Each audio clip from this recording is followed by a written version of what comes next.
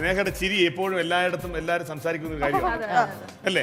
ഇപ്പൊ തന്നെ ഞാൻ സംശയിച്ചു ആരോ വന്നു എന്ന്. അത് പറഞ്ഞാൽ ചിരിക്കാൻ പറ്റില്ല.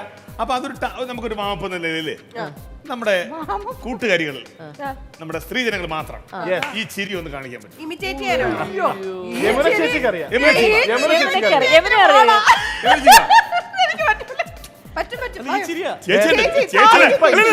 ചേച്ചിയുടെ നമ്പർ ഉണ്ടായിരുന്നു. ചേച്ചി ആദ്യം എന്നെ കൊണ്ട് പറ്റില്ലെന്ന് ട്രെയിനിങ് ആണ്.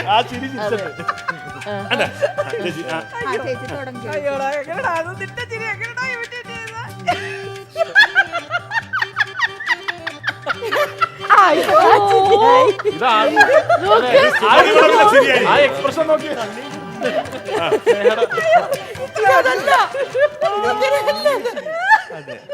ചേച്ചി ഇരുന്ന് അപമാനിച്ചു കഴിഞ്ഞെങ്കിൽ പോയിക്കോട്ടെ.